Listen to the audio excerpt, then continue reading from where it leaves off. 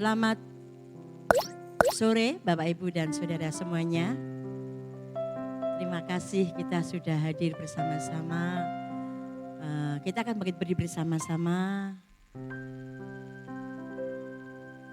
Mungkin kita bisa maju sedikit-sedikit. Monggo Ibu, monggo biar kita bisa menyatu. Kita sambil menunggu teman-teman kita yang belum hadir pada malam hari ini, kita lebih dekat lagi untuk kita bersama-sama bersekutu.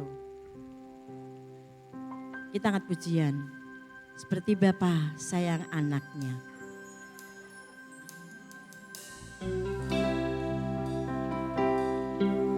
Terima kasih Yesus, terima kasih Tuhan.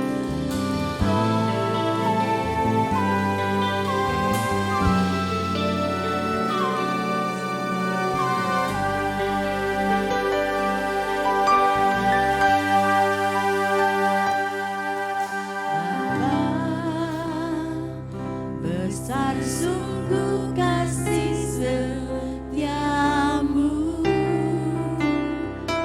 nyata sungguh perlindunganmu, tak satu kuasa mampu pisahkan aku dari kasih-Mu. Bapa, benar Yesus, ajarku selalu hormati-Mu, ya. Ajarku turut perintah-Mu, berikan ku hati untuk menyembah-Mu dan bersyukur setiap waktu.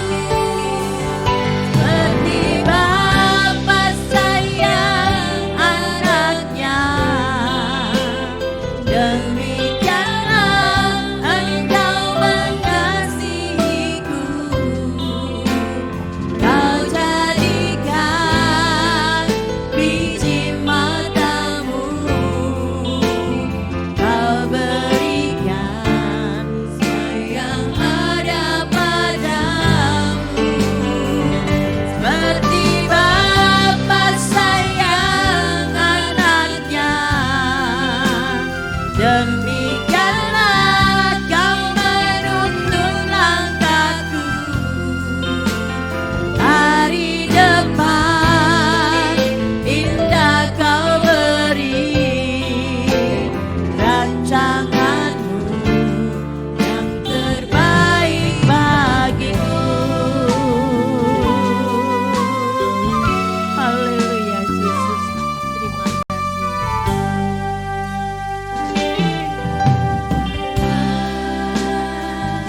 Besar sungguh kasih setiamu. Benar Yesus, kasih setiamu selalu besar dalam kehidupan kami Tuhan. Amin. Terima kasih Tuhan. Amin. Mampu pisahkan aku dari kasih. Haleluya. Benar Tuhan Yesus. Ajar kami selalu Tuhan untuk mengerti firman-Mu Tuhan. Ajarku turut perintah-Mu,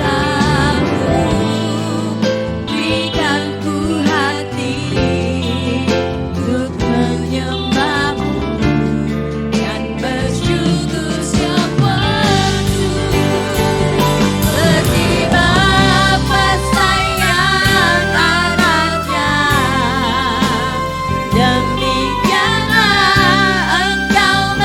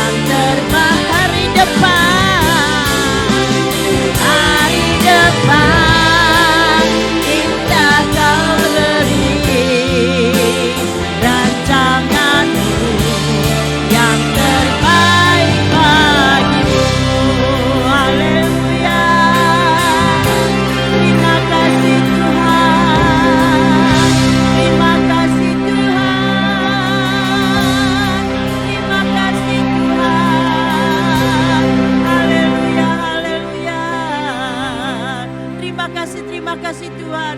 Engkau mempunyai rancangan yang terbaik buat kami semua Tuhan. Kami percaya Tuhan, Engkau hadir di tempat ini Tuhan. Engkau lawat kami semua yang hadir pada malam hari ini Tuhan. Kami percaya Tuhan, Roh Kudus-Mu hadir di tempat ini Tuhan. Pakai kami semua Tuhan. Baik kami sebagai pemimpin WL Singer, tamborin, pemain musik Tuhan. Dan jemaat-Mu yang hadir pada malam hari ini Tuhan. Kami percaya Tuhan, Engkau selalu menyucikan kami untuk kami layak membesarkan nama-Mu Tuhan. Semua ini karena anugerah-Mu, karena kasih-Mu Tuhan buat kami semua. Semua ini yang terbaik buat Engkau ya Tuhan. Kami akan memulai kebaktian pada sore hari ini. Hanya di dalam nama Tuhan Yesus kami ucap syukur dan berdoa. Yang siap memuji Tuhan katakan amin. Berikan kemuliaan kepada Allah kita. Hari ini yang telah dijadikan untuk hari memuji Tuhan bersama-sama. Amin.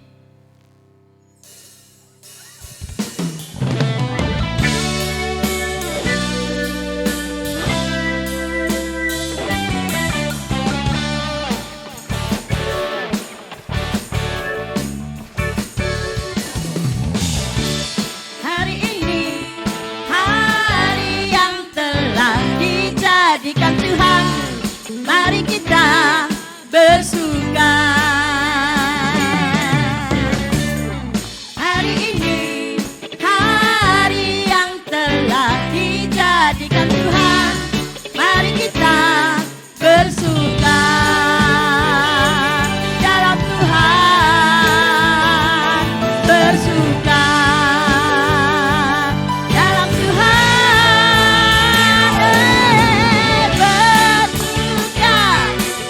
Bersuka dalam Tuhan, mari bersuka, bersuka citalah, bersuka, bersuka dalam Tuhan, sekarang bersuka, bersuka citalah.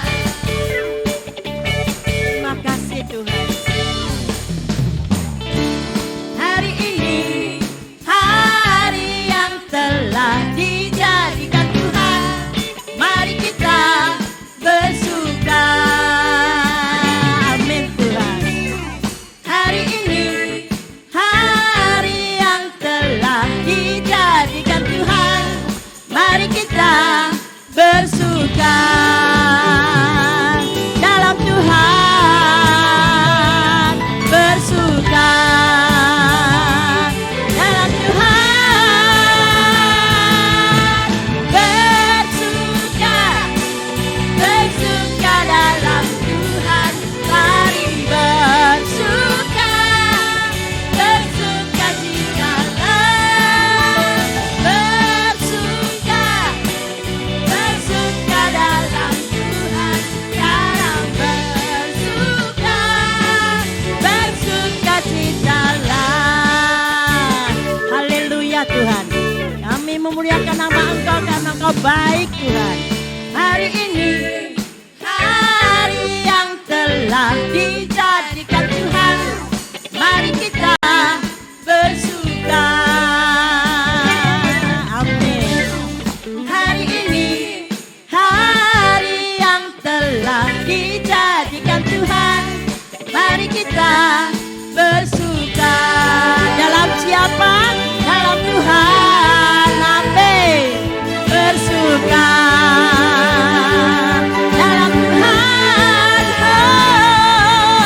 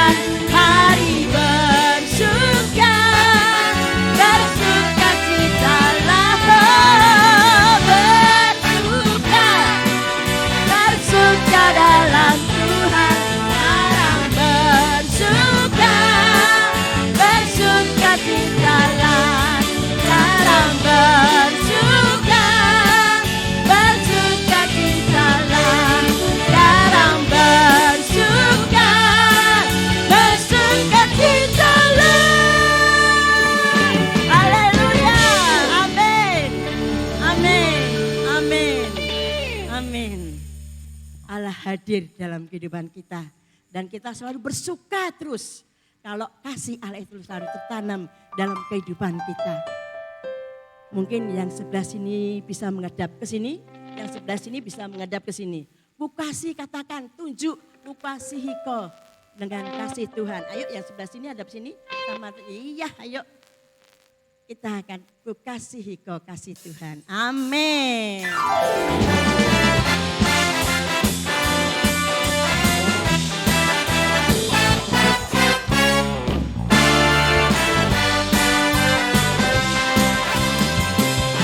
Kukasihi kau dengan kasih Tuhan.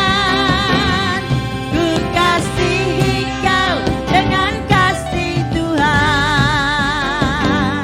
Kulihat di wajahmu kemuliaan Raja. Kukasihi kau dengan kasih Tuhan. Kukasihi kau. Kukasihi kau dengan kasih Tuhan. Haleluya Tuhan. Kukasihi kau dengan kasih Tuhan. Kulihat di wajahmu kemuliaan Raja. Kukasihi kau dengan kasih Tuhan. Haleluya. Kukasihi kau dengan kasih Tuhan. Haleluya Yesus. Kasihi kau dengan kasih Tuhan. Kulihat di wajahmu, ya di wajahmu kemuliaan Raja. Kukasihi kau dengan kasih Tuhan. Kukasihi kau dengan kasih Tuhan. Kukasihi kau dengan kasih Tuhan. Haleluya. Haleluya, haleluya. Silakan duduk. Kukasih kau kasih Tuhan. Kemuliaan hadir dalam kehidupan kita. Kalau sebentar kita akan mendengarkan firman Tuhan. Siapkan hati kita. Supaya firman Tuhan itu memimpin kehidupan kita pribadi, lepas pribadi. Singer akan membawa pujian ini dan kita merasakan pujian ini. Biar Tuhan sendiri yang memberikan yang terbaik buat kita semua. Amin Yesus.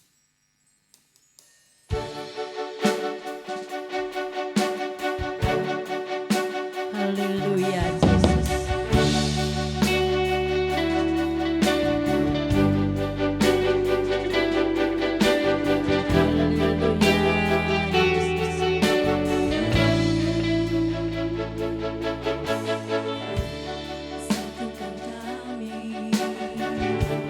Satu dalam kuasa-Mu, sebab kami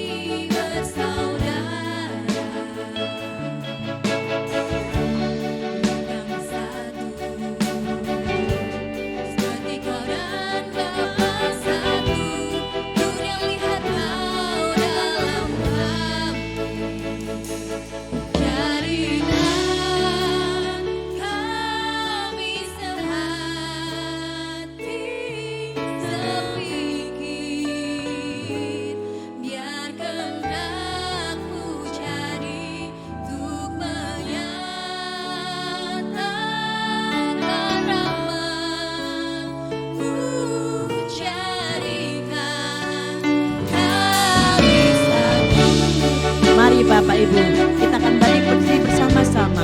Kita akan sambut firman Tuhan.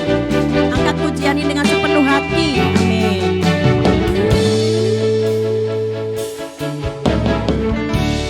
Satukan kami, satu dalam kuasa-Mu, sebab kami bersaudara. Benar Yesus, biar kami satu.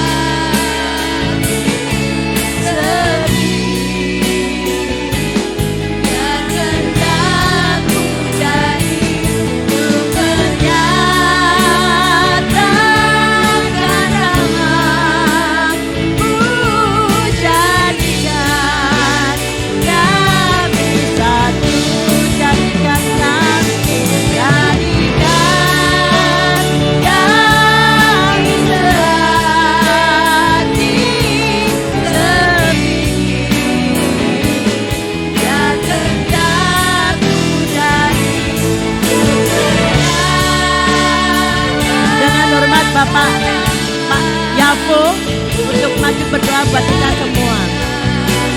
Kami satu,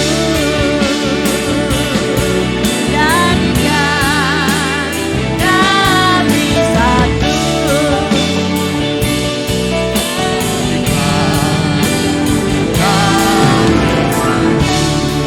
Beri sorak-sorai bagi nama Tuhan. Jadikan kami satu Tuhan. Biar kehendak-Mu jadi. Biar kemuliaan-Mu boleh nyata dalam kehidupan kami Tuhan.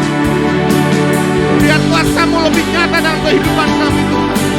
Jadikanlah kami satu Tuhan.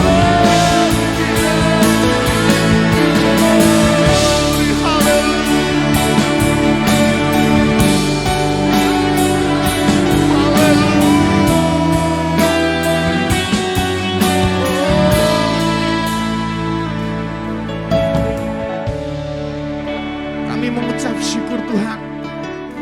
Ketika 1-2 orang berkumpul dalam nama Tuhan dan sepakat memanggil nama-Mu Tuhan. Engkau hadir. Dan kami yakin dan percaya Engkau hadir di tempat ini pada malam hari ini. Tidak peduli berapapun orangnya, yang penting kami bersepakat satu hati memanggil nama-Mu Tuhan. Ketika Engkau boleh hadir dalam acara kami, dalam ibadah kami pada malam hari ini Tuhan. Kami yakin dan percaya banyak hati akan dipulihkan oleh Tuhan. Kami yakin dan percaya Tuhan, banyak orang yang sakit akan disembuhkan oleh Tuhan.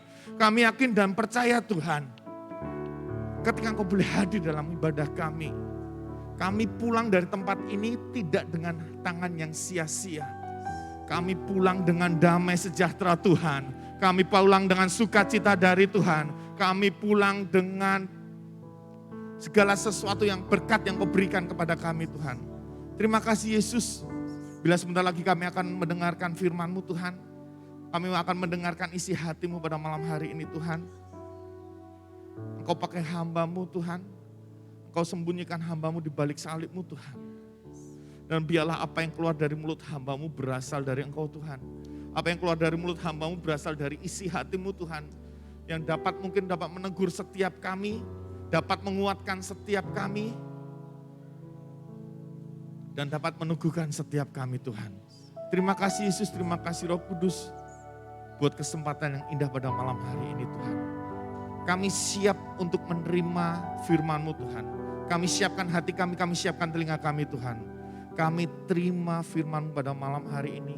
Kami siap dengarkan isi hati-Mu pada malam hari ini. Di dalam nama Tuhan Yesus yang percaya sama-sama katakan.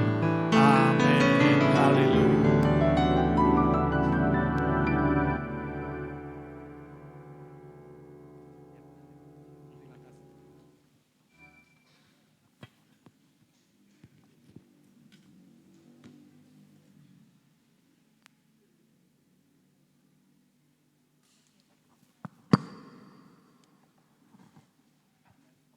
Puji Tuhan, haleluya. Semuanya bersemangat Bapak Ibu. Ada sukacita malam hari ini. Amin. Mari kita berikan kemuliaan buat Tuhan kita Yesus Kristus. Terima kasih Om Yan, terima kasih Pak David, Pak Samuel, Bu Breka, dan juga Bapak Ibu. Malam hari ini saya bisa melayani dan berbagi di tempat ini. Nama saya Jimmy, sehari-hari saya melayani sebagai dosen di STTI Yogyakarta, ya, dan saya juga melayani di bidang konseling. Senang sekali malam hari ini bisa berdiri di antara Bapak Ibu Saudara sekalian. Nah, tema malam hari ini adalah peran keluarga terhadap kesehatan mental anak. Nah, saya akan cerita sedikit untuk mengawali firman Tuhan ini, Saudara. Nah, saya melayani Tuhan itu sejak SMP. Jadi saya bertobat lahir baru itu usia 15 tahun. Sebelumnya sudah sekolah minggu tapi belum sungguh-sungguh kenal Tuhan. Tapi di usia 15 tahun itu saya bertobat, saya lahir baru, saya sungguh-sungguh terima Tuhan Yesus. Dan di situ perubahan hidup mulai terjadi. Sampai di situ saya menemukan panggilan Tuhan untuk menjadi hamba Tuhan. Lalu saya mulai melayani sepenuh waktu, selesai dari S1 Psikologi di Sanata Dharma, saya langsung masuk melayani Tuhan sepenuh waktu. Nah, setelah melayani Tuhan sekitar 16 tahun, ada sesuatu yang rupa-rupanya terjadi di keluarga saya. Ya. Ada sesuatu yang tidak pada tempatnya, saudaraku. Tapi sebagai hamba Tuhan, saya mengira ya ini semua baik-baik saja. Karena selama ini saya punya pemikiran bahwa kalau saya melayani pekerjaan Tuhan, Tuhan yang akan mengurus keluarga saya. Sehingga semuanya akan baik-baik saja. Nah yang terjadi begini, mungkin bisa geser satu slide. Nah ini keluarga saya, kami dikaruniai Tuhan 3 putri dan sebetulnya sudah tutup pabrik. Ketambahan lagi, 1 laki-laki. Padahal kami tidak secara khusus ingin minta Tuhan ngebet anak laki-laki, enggak. Tapi puji Tuhan di akhir mau tutup pabrik, Tuhan tambahi 1 lagi, kami kaget juga. Karena kami berpikir 3 sudah, ternyata ada yang keempat, saudaraku. Jadi sekarang komplit ya.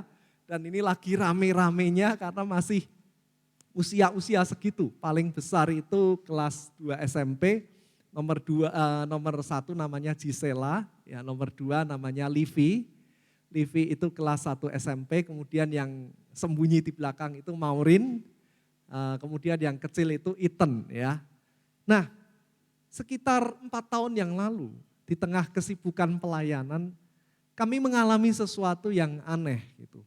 Saya pagi sampai malam kalau hari Minggu pelayanan gitu ya, jarang di rumah ya.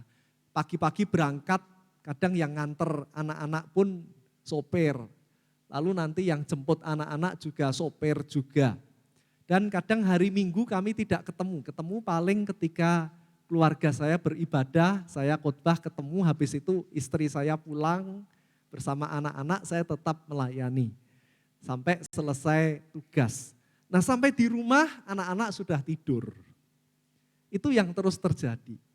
Nah keanehan yang terjadi adalah kalau sopir saya lewat, waktu itu belum ada yang keempat. 3 anak saya lari dan mas gendong mas. Tapi kalau bapaknya yang lewat, semua ngumpet saudaraku. Semua enggak berani, semua rasanya takut. Padahal di gereja saya dikenal sebagai orang yang ramah. Tapi di rumah saya orang yang galak saudaraku.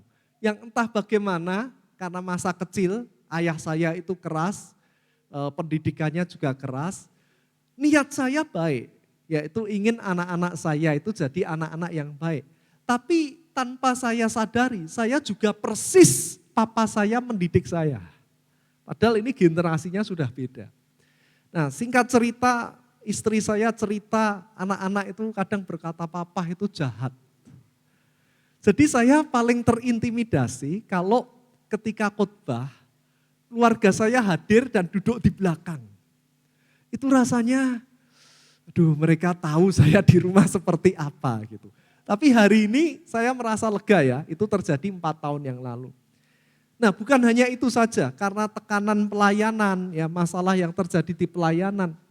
Di gereja saya enggak bisa marah saudaraku. Tapi ketika di rumah, itu semua unek-unek, semua tekanan yang ada itu dilimpahkan di rumah. Bahkan terkadang ketika anak saya melakukan kesalahan, terutama yang nomor 2, nomor 1 itu seperti saya sekali. Nomor 2 itu orangnya kritis, jadi kita berkata apa dia akan jawab langsung seperti itu. Nah saya tertrigger itu terpancing selalu dengan yang nomor 2. Karena ketika saya menjelaskan sesuatu dia mesti enggak gitu Pak. Jadi ada semacam pemberontakan di hatinya. Dan kadang ketika kelepasan saya pukul dia. Setelah saya pukul gemetar, aku ini hamba Tuhan. Kemarin habis khotbah, tapi kok bisa habis mukul tuh sedih saudaraku. Dan ketika habis mukul, itu hati ini rasanya perih. Dia sakit dipukul, hati saya juga sakit karena merasa menyakiti dia. Dan di akhir saya selalu peluk dan berkata, Papa minta maaf. Tapi itu terulang lagi, dan terulang lagi. Sampai saya merasa ini ada yang harus dibereskan. Ini seperti rasa-rasanya kita pakai sepatu, lalu sepatu kita kemasukan kerikil, kita cuma kerikil, dipakai jalan terus saja. Tapi makin lama kerikil itu makin mengganggu, bahkan melukai kaki kita. Lalu tanya sana sini, saya punya kakak angkat di Jakarta, dia berkata sebaiknya kamu konseling dengan dosen saya, Pak Julianto Simanjuntak. Waktu itu sebetulnya Pak Julianto sudah jarang mengkonseling, karena beliau lebih banyak mengajar, dan beliau hanya mengkonseling hamba-hamba Tuhan yang memang punya masalah gitu. Nah, lalu kakak angkat saya ini cerita, ini ada adik saya di Jogja punya masalah, mau enggak Bapak mengkonseling? Wah saudara, itu bayar harga. Satu sisi malu karena sebagai hamba Tuhan konseling, dan sebelum konseling itu saya disuruh ke satu daerah di Jakarta, jadi sampai dari bandara enggak tahu tempat itu ke satu tempat daerah namanya Daan Mogot. Di situ ada pusat tes psikologinya penabur, yayasan penabur. Lalu di situ 5 jam saudaraku saya dites. Ya. Ada tes yang menggambar orang dan di situ saya gambar diri saya pendeta pegang Alkitab. Tapi sambil gambar itu saya menangis saudaraku. Lalu psikolog yang mengartikan tes itu berkata, Bapak ini depresi berat Pak, harus dibereskan. Ini sudah menengah ke lanjut. Kalau diterus-teruskan Bapak bisa berbahaya. Dan betul, istri saya sering melihat ketika saya tidur itu semacam terkejut-terkejut seperti itu. Ya, kadang mimpi teriak-teriak. Nah, kita sebagai orang Kristen atau hamba Tuhan kadang, ini biasa gitu. Pasti kalau kita kuat di dalam doa kita bisa pulih. Saya juga doa, puasa bukan berarti kuasa Roh Kudus tidak bekerja. Tapi ini memberi pengertian bahwa siapapun kita itu bisa bermasalah dengan kesehatan mental kita. Ya. Baik kita hamba Tuhan, baik kita jemaat orang Kristen, baik kita muda, tua, kita bisa punya masalah. Dan sebetulnya masalah itu bukan aib. Ya. Karena semakin kita tidak selesaikan, itu akan semakin jadi masalah. Lalu setelah selesai dites, saya konseling ke beliau. Satu perkataan yang saya ingat betul-betul adalah beliau berkata, Pak, gini, Bapak ini depresi berat, Bapak cuma punya 2 pilihan. Berhenti dari pelayanan, mundur dari semua jabatan, dan sementara waktu Bapak melayani keluarga sampai hubunganmu dengan anak pulih, baru nanti Bapak naik mimbar lagi. Itu pilihan pertama. Atau Bapak yang kedua tetap berkarir, khotbah sana sini, melayani terus, tapi keluargamu tidak pernah dipulihkan. Itu pilihan yang sulit Bapak Ibu. Karena kalau sebagai hamba Tuhan kita off, pasti jemaat ada apa ini? Ada apa? Karena selama ini jemaat tidak ngerti. Saya punya nama, makanya di Instagram jadi seperti itu. Karena jemaat itu kasih nama saya Jimmy Senyum. Mereka taunya Pak Jimmy itu tidak pernah marah dan selalu tersenyum. Apapun masalahnya Pak Jimmy akan selalu tersenyum. Nah padahal itu satu nama yang jadi beban buat saya waktu itu karena saya belum pulih. Ya. Terus untuk menguatkan saya, Pak berarti saya harus cuti pelayanannya. Yaitu pilihan Bapak, Pak Julianto berkata seperti itu. Lalu dia berkata lagi, gini loh Pak. Anak kecil itu tidak pernah jadi orang tua. Anak Bapak belum pernah jadi orang tua. Tapi Pak Jimmy pernah jadi anak kecil. Jadi yang harus mengalah supaya pemulihan terjadi, yang harus dalam tanda kutip tiarap menyerah dulu, itu bapaknya. Karena kalau bapaknya belum dipulihkan, anaknya juga enggak akan pulih. Waktu itu saudaraku, anak saya mulai terpengaruh. Jadi anak saya nomor 1 karena melihat saya tertekan, dia sering teriak-teriak histeris, gedruk-gedruk, kalau bahasa Jawa itu gedruk-gedruk ya, teriak-teriak tanpa alasan yang jelas. Gitu. Dan seringkali anak kami itu ribut, nomor 1, nomor 2 bertengkar terus. Nah rupa-rupanya ketika kita itu tidak damai sejahtera, anak itu sangat peka.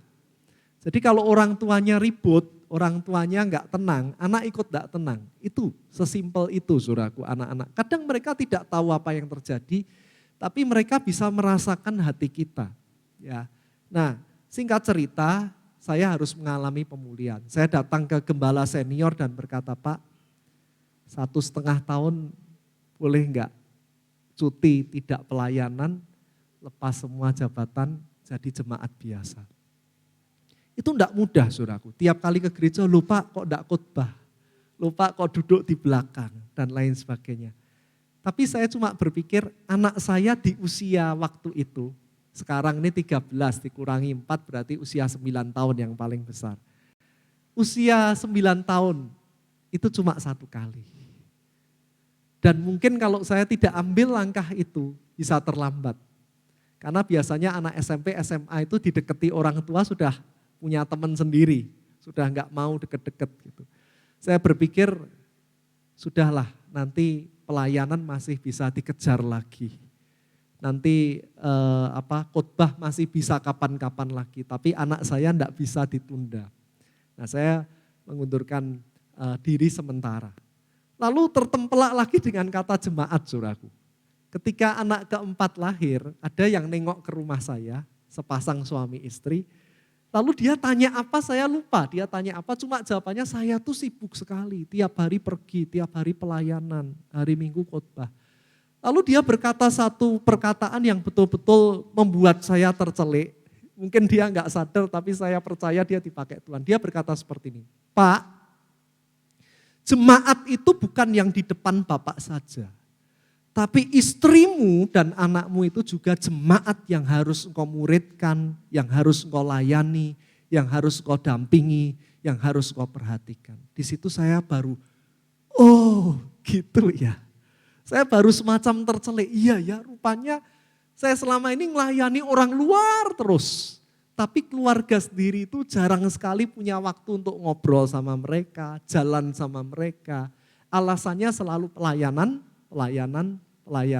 dan pelayanan. Waktu itu saudaraku saya paksa, papa itu pendeta, kalian harus jadi pendeta. Maka nomor 2 itu namanya Levi, dari Levia, dari Lewi. Karena ketika dia mau lahir saya doa, kayaknya yang jadi pendeta tuh yang ini. Dan betul saudaraku, kalau saudara pergi sama Levi, Jogja, Solo, yang lain tidur dia ngoceh terus. Bakat khotbahnya kelihatan saudaraku. Ngomong terus, orang lain enggak nanggepin pun dia bisa cerita sendiri. Dia bisa bercerita dan menjawab sendiri saudaraku. Nah itu sekilas tentang kesehatan mental. Sejak itu ada perubahan saudaraku. Bolak-balik 3 bulan bayar harga, pagi-pagi lari ke Bandara Adi Sucipto waktu itu masih. Naik pesawat sampai di Jakarta ngojek pakai motor, konseling. Nanti selesai konseling lari lagi ke bandara, balik lagi ke Jogja. 3 bulan gitu terus hampir tiap minggu. Habis banyak uang, habis banyak energi. Waktu itu istri saya sakit-sakitan. Tapi mulai terjadi pemulihan. Nah, Pak Julianto berkata, setiap kali Bapak mau meledak dalam kemarahan, kuncinya 1 Pak, kodenya 1. Ya, sepakati, nak, anak-anak, tiap kali papa mau marah kodenya pemadam kebakaran. Jadi kalau papa sudah ngomong pemadam kebakaran semua ngumpet dulu. Papa juga akan masuk kamar untuk berdoa, menenangkan hati. Nanti kalau amarahnya sudah hilang, papa sudah berdamai, sudah tenang, nanti kita kumpul lagi. Orang stres, orang terganggu mental itu ibarat sakit pilek anak-anak. Jadi orang pilek itu wajar, tapi dia bisa sembuh. Jadi papa kadang seperti orang pilek, tapi nanti sembuh, nanti normal lagi. Jadi kasih saya waktu ya. Sejak itu kami punya pola demikian, saudaraku ya. Lalu kebiasaan kedua, saya diajar untuk bercerita. Saya ini orang yang pendiam, nyimpen, mendem gitu saudaraku. Tapi tiap malam sebelum tidur, saya diajar untuk cerita Pak. Hari ini ngerasa apa saja, cerita ke istri dan juga kasih waktu istri cerita ke bapak. Pulang kerja biasakan anak-anak cerita ke bapak, bapak cerita ke anak-anak. Nah, minggu saya ke gereja saudaraku. Setelah ke gereja nemani mereka main, ke time zone, ke apa, nemeni main. Lalu teman saya yang Jakarta, kakak rohani saya itu ngecek, datang ke Jogja dan berkata, gimana papa sekarang? Yang ditanyai anak saya, Oh papa dulu jahat. Tapi sekarang papa sudah berubah. Wah saya ayam saudaraku ya. Lulus ujian. Dan sampai hari ini pemulihan itu ini 3-4 tahun. Sekarang anak-anak deket semua saudaraku. Yang paling berat itu nomor 3. Nomor 3 itu enggak pernah konflik langsung. Tapi mungkin dia lihat kakaknya pernah dipukul. Dia itu kalau misalkan Pak David itu dia ya. Namanya Maurin. Saya duduk di sampingnya, dia langsung lari. Seperti ngeliat hantu. Mau dipeluk enggak mau. Jadi kalau mau dipeluk itu mamahnya harus meluk dia. Baru tangan saya pelan-pelan dipegangkan, dia baru bisa terima saudaraku. Oh, itu menderita sekali. Jadi ayah tapi enggak bisa pegang anaknya, itu menderita. Tapi setelah melewati proses konseling, dilayani, didoakan saudaraku. Saya sempat terharu ya. Ini sekitar 2 tahun yang lalu. Jadi biasanya saya sopir mobil, kali itu ada saudara, dia yang sopir. Saya duduk di samping, tiba-tiba Maurin itu mau di saya pangku, dan dia tertidur lelap di pangkuan saya, saudaraku. Itu sesuatu yang luar biasa. Jadi malam hari ini kalau kita mau bicara tentang kesehatan mental, ada baiknya. Enggak peduli jabatan kita, siapa kita, keluarga itu sekali, saudaraku. Anak-anak kita suatu hari akan pergi dari rumah karena mereka sudah dewasa. Nah di hidup yang cuma sekali ini, mari kita punya kenangan, kesan yang indah dengan keluarga kita. Ya. Dan saya dapati betul, ketika keluarga kita itu sehat, pelayanan itu lebih bebas. Mau ngomong apa saya sekarang sudah enggak ada ganjelan lagi. Ada keluarga saya, ada anak saya bisa ngomong dengan los karena memang tidak ada yang disembunyikan lagi, betul-betul pulih. Jemaat juga tahu saudaraku. Saya akhirnya setelah pulih saya khotbah Huluk in Me. Saudaraku tahu itu tokoh Huluk. Huluk itu orang yang lembut, tapi kalau sudah marah mengerikan saudaraku. Dia jadi raksasa yang galak, yang sama sekali tidak ramah. Nah ketika jemaat bisa menerima ini mereka terberkati. Oh ternyata setiap kita itu punya potensi untuk kita mengalami depresi, mengalami tertekan. Tapi sepanjang kita buka hati sama Tuhan, Tuhan akan bisa pulihkan hidup kita. Jadi jangan malu, saudaraku. Nah sekarang kita akan masuk ya, slide berikutnya. Apa sih kesehatan mental itu? Nanti kita akan baca ayat juga. Kesehatan mental anak adalah keadaan sejahtera di mana anak itu bisa menyadari potensi yang dimilikinya. Oh saya itu suka musik. Oh saya itu suka gambar, oh saya itu suka seni, saya suka matematika. Dan mampu menanggulangi, mampu menghadapi tekanan hidup secara normal. Nah nanti kita akan bahas ini lebih dalam ya. Jadi anak kita sehat, kalau dia mampu menghadapi tekanan hidup dan tetap kuat. Terlalu dimanja enggak baik, dia tidak siap dengan tekanan hidup. Terlalu keras juga enggak baik. Nah, anak harus ngalami, saudaraku. Kadang kita terlalu sayang, terlalu protektif sehingga anak kita itu selalu enak. Nah, ketika nanti dia harus lepas dari kita, dia baru tahu ternyata dunia itu tidak selalu nyaman. Nah, kita sebagai orang tua harus menyiapkan dia untuk mampu mengatasi tekanan hidup. Lalu belajar secara produktif dan mampu memberikan sumbangan yang positif buat lingkungannya. Jadi kesehatan mental itu satu kondisi di mana anak kita sehat sehingga potensinya bisa maksimal. Singkatnya seperti itu. Nah mencakup 3 aspek. Ya, kesehatan mental itu terkait dengan fisik. Ya, kalau badannya enggak sehat itu akan pengaruh juga ke jiwanya. Lalu yang kedua termasuk ke jiwa atau psikologis dan yang ketiga sosial. Nah kalau kita orang percaya termasuk rohani. Itu penting sekali. Oke, kita jalan ke berikutnya. Kenapa kesehatan mental itu penting? Karena dalam hidup itu selalu ada tekanan. Masalah dan tekanan itu berbeda, saudaraku. Kalau kita punya masalah itu diselesaikan, dia akan selesai. Walaupun nanti ada masalah lain yang datang lagi. Tapi kalau tekanan, itu seumur hidup kita akan mengalami tekanan. Kita enggak mengalami tekanan besok kalau kita di surga bersama Tuhan. tapi sepanjang hidup ini baca berita ada tekanan, ya. Ketemu teman diceritain yang macam-macam ada tekanan.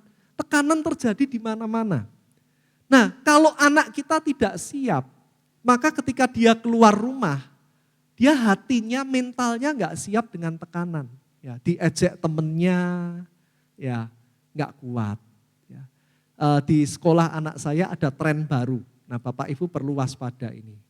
Tren itu namanya adalah barcode. Barcode itu apa? Tangannya disileti pakai penggaris sehingga bergaris-garis seperti barcode. Itu lagi tren. Nah, dari mana anak-anak belajar barcode? Lihat TikTok. Jadi mereka itu memindahkan rasa jengkel, misalkan jengkel sama orang tua dengan menyakiti dirinya sendiri. Dan rasa sakit itu sedikit menghilangkan ganjalan yang ada di hati. Nah, ini jelas tidak sesuai firman Tuhan ya. Ini bukan solusi. Tapi anak saya sekolah di sekolah Kristiani. Dan gurunya menangani hampir 4 kasus, yang satu bahkan hampir kehabisan darah karena sering menyilet tangannya kanan kiri belasan siletan, saudaraku. Itu terjadi. Apakah orang Kristen, orang percaya? Iya. Tapi anak sekarang perlu penanganan yang berbeda, saudaraku. Perlu keterampilan khusus untuk kita mendampingi mereka. Nah, keterampilan itu akan menghasilkan ketahanan mental. Nah, anak-anak kita, mungkin di tempat ini Bapak Ibu punya anak yang lahir tahun 96 sampai tahun 2010. Itu disebut anak generasi Z atau generasi Z. Nah, bulan Juli kemarin, Juli 2022, di seluruh Indonesia diadakan penelitian terhadap generasi usia ini, saudaraku. Rupa-rupanya generasi yang lahir tahun 96 sampai 2010, itu patah hatinya tinggi. Rasa mudah menyerahnya tinggi dibandingkan kita-kita yang lahir sebelumnya. Saya lahir 81, ini hampir 42 saudaraku ya. Kita terbiasa dengan hidup susah, apalagi ibu-ibu, bapak-bapak yang lahir sebelum saya. Tapi anak-anak yang lahir di akhir-akhir ini, lahir mau makan tinggal GoFood, betul? Hujan tinggal panggil taksi online. Hidup mereka enak, mau apa-apa cuma pencet HP saja. Kalau saudara dulu nggak ada makan, hujan-hujan ya harus bawa payung cari makan. Kalau sekarang nggak ada makan tinggal pakai HP, apa-apa pakai HP. Sehingga mereka tidak siap dengan tekanan hidup. Maunya gampang, maunya yang enak-enak, yang mudah-mudah. Oke, berikutnya lagi saudaraku. Jadi generasi Z ini jadi generasi yang mudah cemas dan mudah stres. Yang ini paling banyak bunuh diri, saudaraku. Kemarin beberapa waktu yang lalu sudah belakangan ini, 1-2 bulan ini 2 orang bunuh diri di Jogja.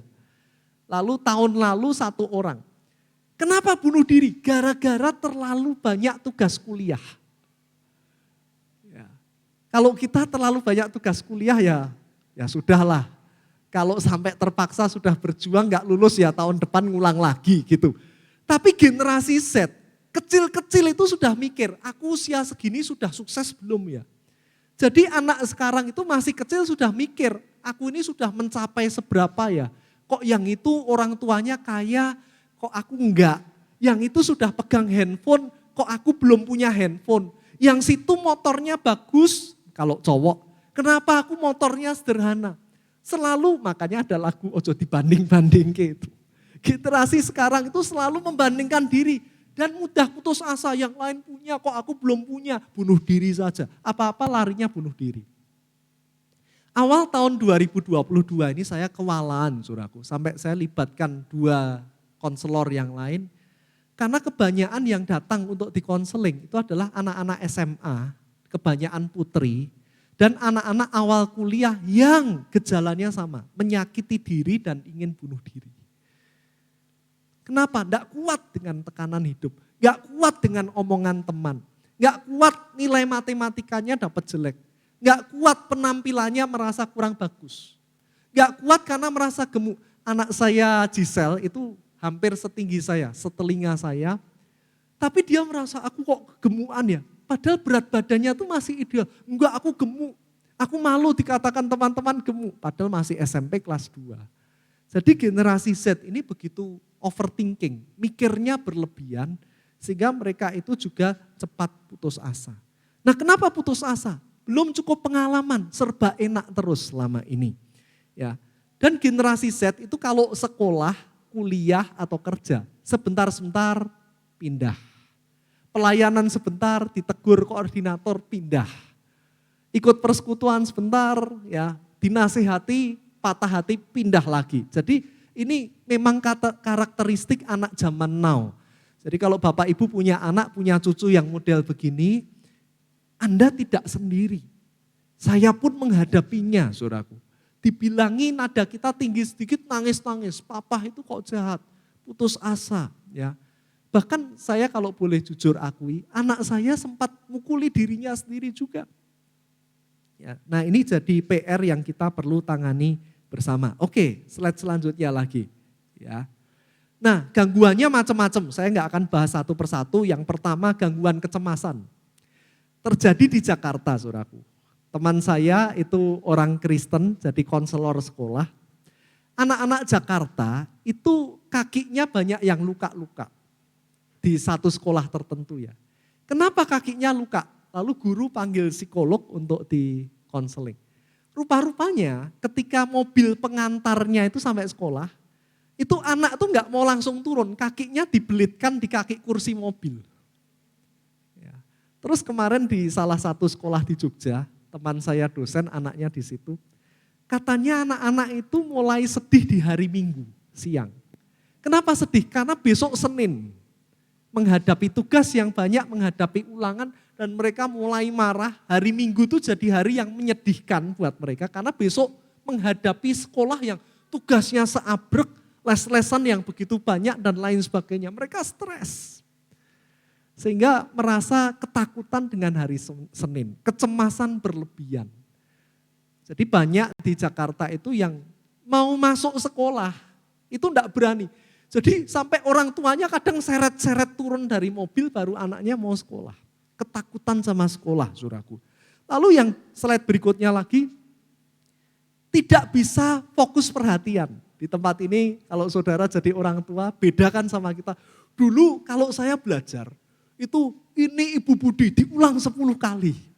Anak sekarang itu belajar sambil denger TikTok, sambil main HP. Saya berkata emangnya bisa gitu. Dapat nilai bagus saudaraku besok. Papa dulu kalau belajar, saya kalau belajar itu di tempat tante saya dikunci 2 jam. Nanti tante saya akan buka, kalau hafal bisa jawab, suruh tidur. Tapi kalau belum hafal dikunci lagi suruh ngapalin, nanti tante saya datang. Anak sekarang, kadang anak saya itu cuma semalam baca sekilas sambil lihat TikTok, Instagram. Besok cuma baca di mobil, dapat 9 saudaraku. Ini yang salah siapa ya? Tapi itulah anak sekarang, jadi sukar fokus. Terus di gereja sama, di gereja, di sekolah. Guru-guru tuh protes, pengkhotbah protes karena kalau ibadah kaum muda semua buka handphone. Tapi kalau ditanya, walaupun matanya enggak ke guru, enggak ke pengkhotbah, kalau ditanya, coba jelaskan yang ibu jelaskan, bisa jawab saudaraku. Jadi multifungsi. Ya, anak-anak sekarang tuh sudah kayak HP ya. Dalam saat yang bersamaan telinganya bisa dengar, tangannya bisa ini, matanya bisa lihat. Jadi beda sama generasi kita. Tapi masalahnya jadi kadang hiperaktif atau sukar untuk konsentrasi. Yang ketiga ASD, autis. Nah ini banyak juga ya, kalau autis saudara sudah mengerti. Ada yang terlalu diam, ada yang terlalu aktif. Selanjutnya gangguan makan. Nah ini kayak anak saya. Disuruh makan gak mau, takut gemuk. Padahal badannya masih kurus. Nanti katanya nggak dibilang teman cantik. Aku kegemukan katanya. Padahal badannya kurus. Ya, sedikit-sedikit lihat cermin. Aku kegemukan nggak? Padahal masih SMP saudaraku. Terus yang berikutnya depresi. Nah semua orang itu sebetulnya mengalami tekanan. Dapat lotre 1 miliar juga tertekan. Ada jemaat di Solo. Ya, karena mau dibangun jalan tol kan. Tanahnya ditukari pemerintah, dia karena tanahnya cukup luas, ada kebun juga buah-buahan, dapat 1 M. Ini anak Tuhan loh saudaraku. Setelah dapat 1 M sekarang kerjaannya ngelamun di bawah pohon, pandangannya kosong. Stres uangnya mau diapain saudaraku. Ya. Jadi dia ketakutan nanti kalau 1M-nya itu nggak bisa dikelola, nanti kalau habis gimana. Jadi orang dapat duit pun bisa stres sekarang. Itu ya, depresi. Nah, stres itu kalau 2 minggu. Jadi kalau kita menghadapi terlalu seneng itu juga stres. Menghadapi ujian juga stres. Mau kerja hari Senin juga stres. Nah, stres itu normal seperti batuk pilek. Ya, kita deg-degan itu normal. Tapi kalau stresnya sudah lebih dari 2 bulan, hormon di otak kita yang untuk berjaga-jaga, yang supaya kuat itu over. Sehingga kita mulai ngalami depresi, dengar-dengar suara, padahal bukan suara Tuhan, kamu besok harus ini, kamu harus mati dan lain sebagainya. Nah itu gejala-gejala orang yang depresi, saudaraku. Oke, selanjutnya lagi PTSD. Nah ini banyak terjadi ya. Murid-murid dilecehkan gurunya, trauma, ketakutan ya. Jadi trauma yang terjadi karena proses pelecehan atau kecelakaan atau yang lain.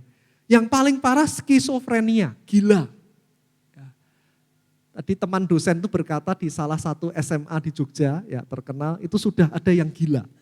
Karena tuntutan pelajaran sekarang itu begitu luar biasa. Ya, sampai betul-betul gila dan gak bisa melanjutkan sekolah. Nah sekarang kita masuk firman Tuhan. Mazmur 128 ayat 1 sampai 4. Nyanyian ziarah. Ziarah ini bukan berarti ke kuburan. Tapi orang Israel itu ziarah itu artinya ke Yerusalem. Ya, nyanyian ketika perayaan.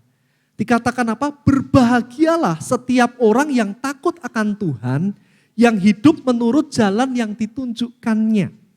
Kalau kita takut akan Tuhan. Kalau kita hidup sesuai firman. Apa yang akan terjadi? Ayat 2 diperjelas. Apabila engkau memakan hasil jerih payah tanganmu, berbahagialah engkau dan baiklah keadaanmu. Istrimu akan jadi seperti pohon anggur yang subur di dalam rumahmu. Anak-anakmu seperti tunas pohon zaitun sekeliling mejamu. Nah kalau saudara pernah lihat pohon zaitun di Israel ya, ada taman di mana Yesus pernah berdoa, ya di situ ada pohon zaitun yang sudah ada sejak zaman Yesus. Dan kalau kita lihat yang namanya tunas zaitun itu hijaunya hijau segar. Hijau yang betul-betul segar sekali saudaraku. Jadi kalau seorang bapak, kepala rumah tangga itu punya hati yang takut akan Tuhan. Hidup yang benar sesuai firman Tuhan. Anak-anaknya akan segar. Generasi penerusnya akan semangat. Ya. Ayat 4 diulangi lagi, sesungguhnya demikianlah akan diberkati orang laki-laki yang takut akan Tuhan. Nah saudara ketika saya berdoa, ya ini semoga enggak ngeroh saudaraku ya. Tapi saya merasa gini saudaraku, bulan Juli saya pelayanan di lebih dari 5 gereja bersama kampus GPDI yang ada di Sumatera Utara. Dan temanya adalah bangkit serempak untuk berdampak. Di Sumatera Utara itu begitu banyak KDRT, hubungan orang tua anak yang rusak. Termasuk di hamba-hamba Tuhan. Nah kami KKR pemulihan di situ. Nah, tadi Pak David cerita sedikit. Berapa waktu yang lalu saya melayani di GPDI, lalu 2 minggu lalu atau 3 minggu lalu di Bususan di LCAD ya, Magelang. Lalu besok Januari minggu kedua. Jadi rupa-rupanya Tuhan itu sedang bekerja. Kalau saya lihat ya, semoga kesimpulan saya enggak salah. Di gereja-gereja GPDI Tuhan sedang membangkitkan generasi muda. Tuhan sedang mengerjakan pemulihan. Dan gereja-gereja yang meresponi itu semacam kayak dibaharui lagi kekuatannya. Kayak mesinnya itu dibaharui untuk satu pekerjaan Tuhan yang lebih besar. Jadi saudara jangan merasa aduh ini kok rasa-rasanya enggak bergerak. Justru Tuhan sedang ingin melakukan sesuatu yang baru. Tapi pemulihannya lewat generasi muda. Makanya hari ini fokus kita adalah bagaimana memulihkan anak-anak kita dari gangguan kesehatan mental. Sehingga ketika mereka bangkit, gereja kita juga akan bangkit. Amin? Amin. Kita lanjutkan lagi ya. Nah, lalu dari ayat tadi, kira-kira apa sih peran keluarga? Apa peran orang tua supaya anak kita enggak stres? Yang pertama, ciptakan lingkungan yang kondusif. Saudara, anak-anak itu tetaplah anak-anak. Kadang kita memperlakukan anak-anak seperti orang dewasa. Kamu harus gini, gak boleh gini. Ini kalau gambar harus bersih, kalau nyuci piring harus bersih, kalau ngepel harus bersih. Kita harus ingat, dia tetaplah anak-anak. Kita bisa seperti hari ini karena kita belajar sekian puluh tahun. Saya hampir 42 tahun. Di saat saya usia 13 tahun seperti anak saya lebih parah dari anak saya, saudaraku. Betul? Nah kadang kita lupa itu dan kita memaksa anak-anak itu berperilaku sesempurna orang dewasa. Kamarnya harus rapi. Ingat, kita perlu mengajarkan disiplin. Tapi yang tidak bisa dicuri itu pengalaman, saudaraku. Pada waktunya nanti anak kita juga akan sebijaksana kita. Tapi kita sebagai orang tua ciptakan lingkungan yang kondusif. Kondusif itu apa? Aman untuk cerita. Saya akan berusaha ceritakan dengan cepat. Suatu kali, saudaraku, ada anak laki-laki pulang sekolah, nunjukin ke papanya, "Pak, aku dapat 4. Papanya enggak tanya langsung, "Pak, kamu enggak belajar ya? Kenapa dapat 4? Biasanya kamu dapat 9, kamu pasti malas." Bayangkan kalau kita jadi anak, dia berpikir, untuk cerita dapat 4 itu sudah perjuangan loh. Nanti papa marah enggak ya? Nanti papa marah enggak ya? Nanti papa marah. Dia mungkin sudah berdoa, "Tuhan Yesus lembutkan hati papa supaya ketika aku cerita papa enggak marah." Ketika cerita enggak pakai didengerin alasannya langsung main pukul. Pak. Sejak itu saudaraku 3 bulan anaknya enggak mau ngobrol sama papanya. Sama sekali. Disapa diem. Tadi di sekolah ngapain? Diem, tutup mulut 1000 bahasa. Sampai papanya bingung. Panggil pendeta Jarod Wijanarko, itu juga konselor remaja ya. Nah Pak Jarod datang lalu berkata, Om, papahnya keluar dulu ya, supaya anaknya bisa bebas bercerita. Lalu ditanya, nak, kamu tuh kan biasanya rajin, coba cerita ke Om. Kenapa kamu bisa dapat 4? Lah papa itu aku baru mau cerita alasannya sudah digampar duluan.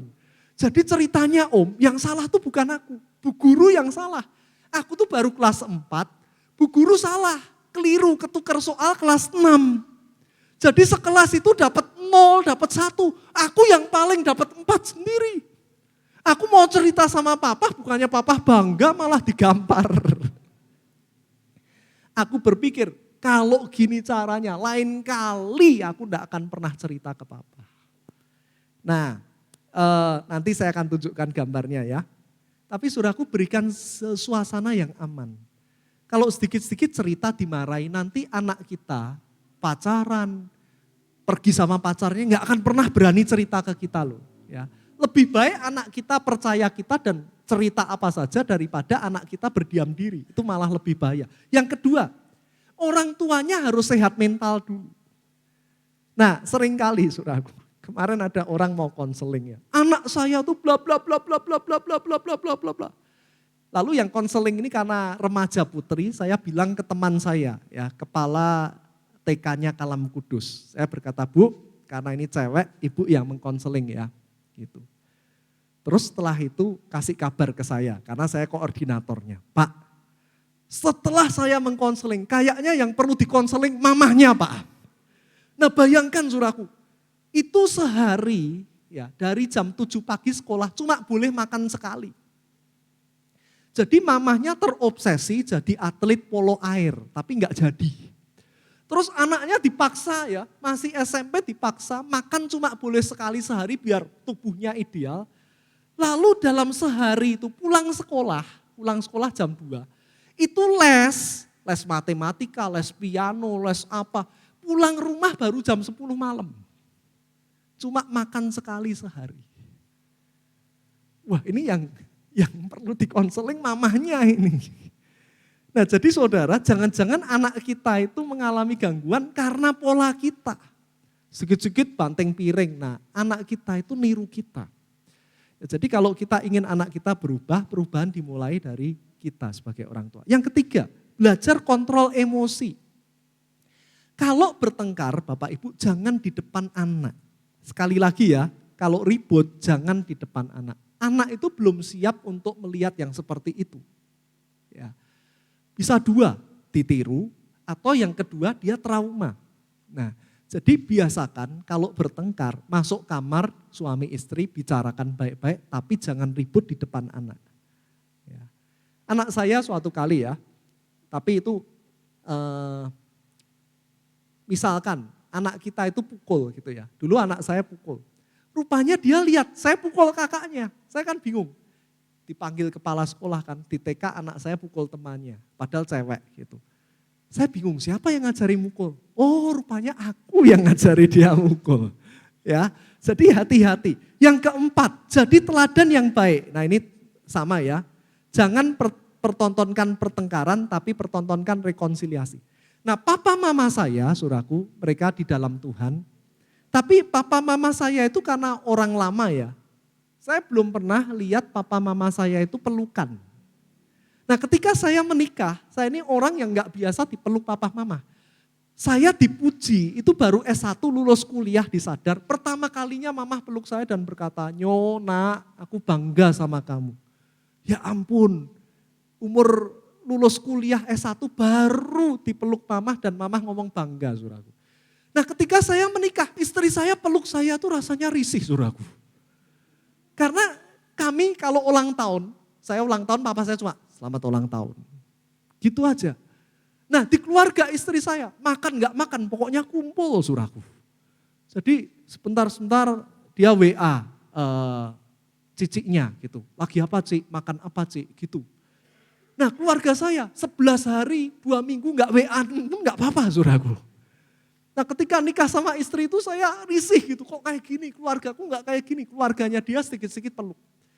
Nah lalu kami sepakat ngajari ke anak-anak. Jadi saya sama istri saya peluk sayang gitu. Anak-anak peluk kami semua.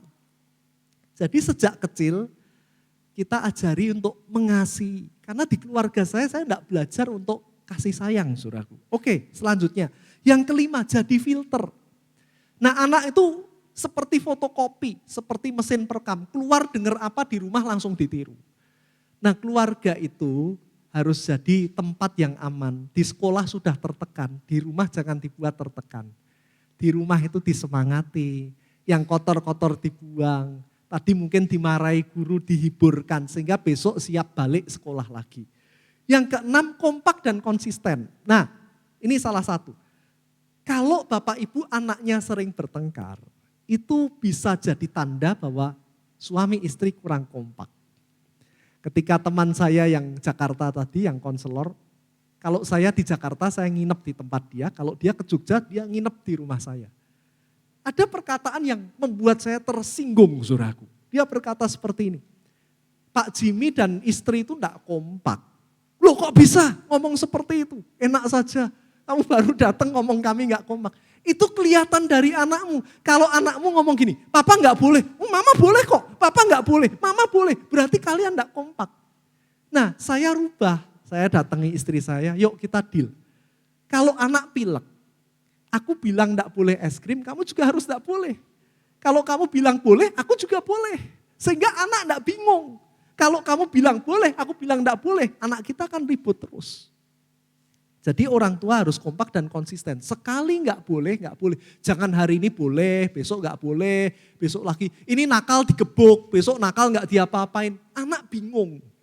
Ya, jadi harus konsisten. Ketujuh, bangun pola hidup yang sehat. Doa bersama, olahraga, makan teratur ya. Dan berikutnya. Oke, sekarang kita baca ayat lagi. Mazmur 127 ayat 4 ya.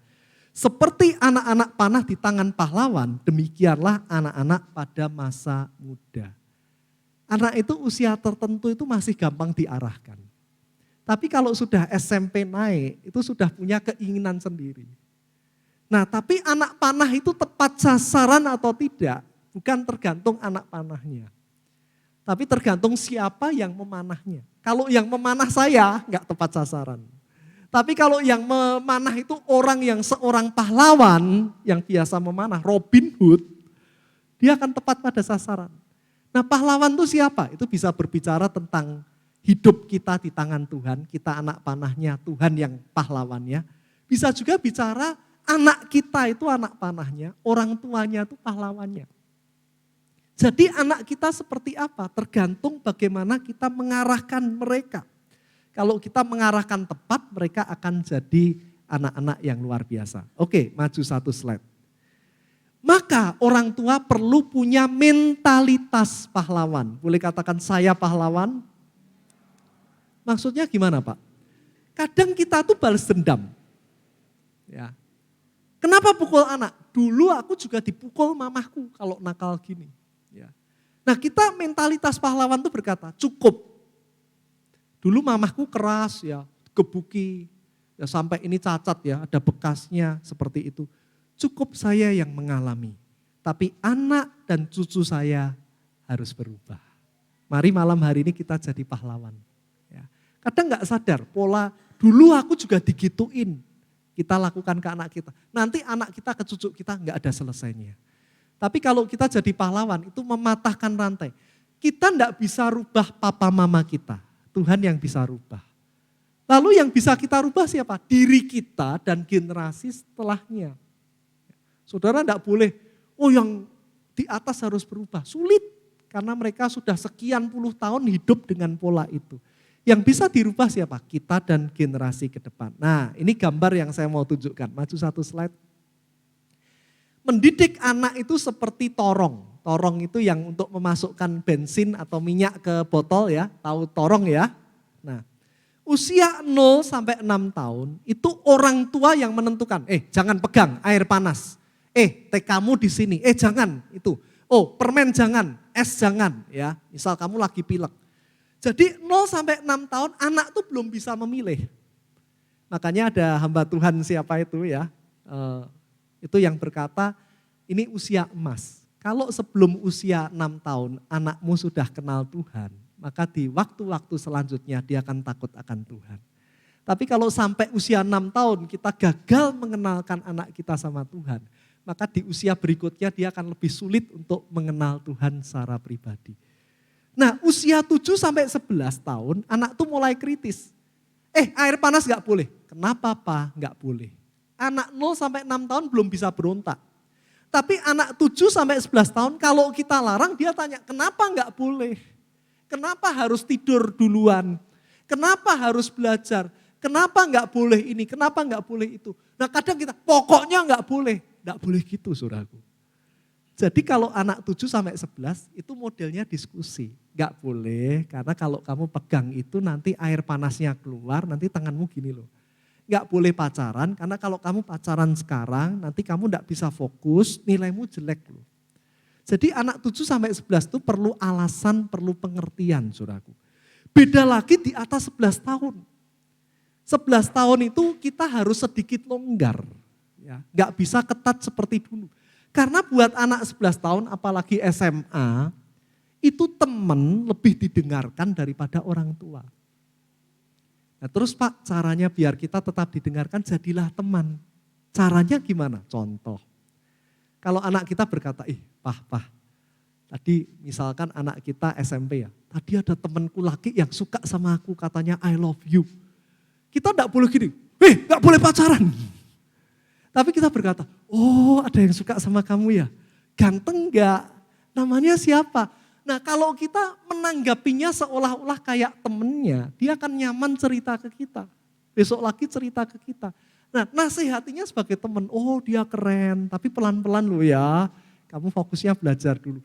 Kalau kita sebagai teman, mereka akan dengarkan. Tapi kalau posisinya kita orang tua, anak, kamu gak boleh gini, kamu gak boleh gitu. Anak remaja sudah gak mau dengerin.